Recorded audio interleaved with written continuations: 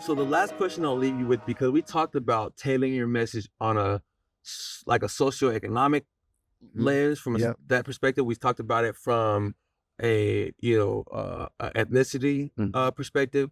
But what do you think about or let's actually double click into the generational divide. So when you think about East Palo Alto, you have some city council members who've been around since the founding of the city. Yep. And you have some city council members who were elected just last year. Yep. So there's a generational divide, and you have to tailor your message to appease all of those personas, right? So how do you, from an age and again from a generational perspective, how do you tailor your message to kind of communicate with all of those different folks?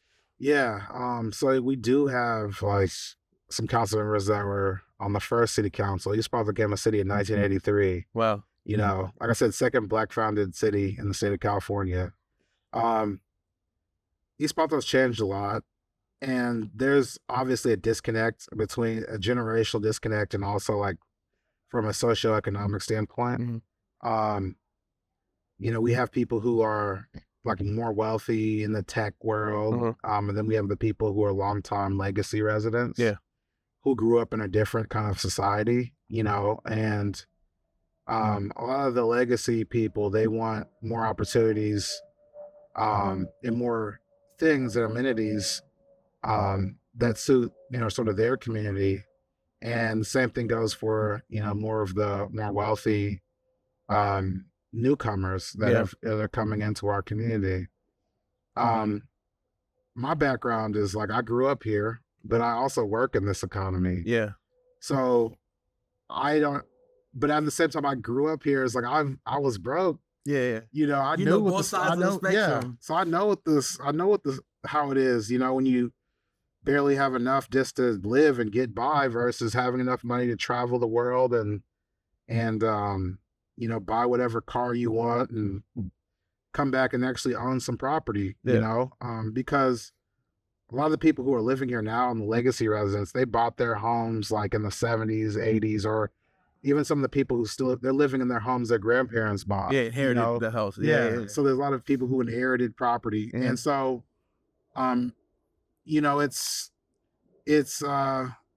definitely different. And I can understand things from both perspectives. It's like people, I'm making all this money and I'm living here, but the police aren't out. My neighbors are playing all this music at night. Yeah. I grew up with people having house parties and backyard parties and stuff. And like, they do that on the weekends, and people driving around with music blaring. And like, a lot of other communities, they'll call the police on you for that stuff. And they'll shut down everything. Here in East Palo Alto, it's like, hey, that's just how it is here. We're a community that likes to have fun,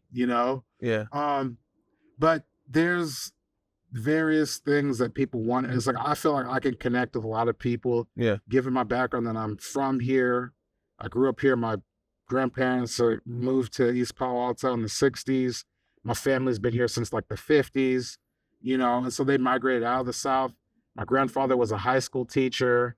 A lot of people who lived in East Palo Alto worked for like Lockheed Martin or one of the nice. When they have the naval base here, they worked for one of these defense contractors or Raytheon or something. So that's like the old school, The new school is like all this the .com boom, Silicon Valley, Facebook is like right over here. You have Google, you can probably see them from here, and we have Amazon in East Palo Alto. So you have like there's always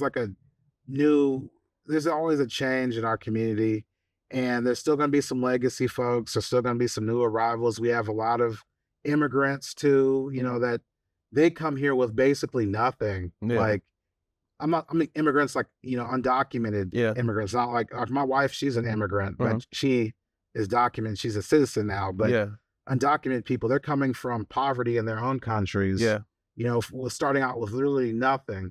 And so you have to make sure that you're advocating for everybody. And you have programs for everybody. Like, I know about how it is to come to a country and not speak English. Like, everything here is in English. And so we have ESL programs. There's adult schools, like, just to get your education. A lot of people come here don't even have a high school diploma. So it's like, you can go and get a GED, and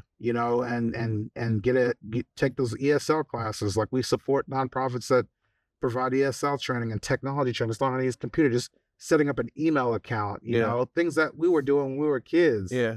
You know, I remember like in kindergarten, I was on a Apple Mac 2 or whatever, playing our kid picks, Yeah. you know? Yeah. So it's like they're coming here, having to learn all this stuff. So it's like you have new arrivals, you have undocumented people, you have the tech workers, you have the legacy residents. Yeah.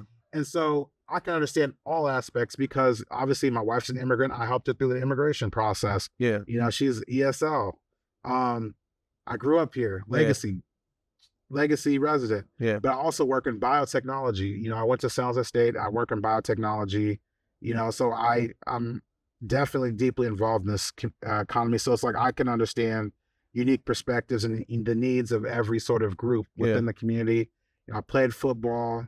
You know, and my sister's a rugby player, so the Polynesians, they play rugby. That's their national sport. Yeah. So we support them, you know, so we try and do a little bit of everything to help support all our So really communities. omni-channel. It Yeah. sounds like you have to have omni-channel support and presence, basically. Yeah, and East essentially. Palo Alto, it's like you can't win an election advocating only for one community. Yeah. Because they're not large enough. Yeah. Like at one point, like East Palo Alto is a majority Black, so you can't just advocate for only for Black people. Yeah.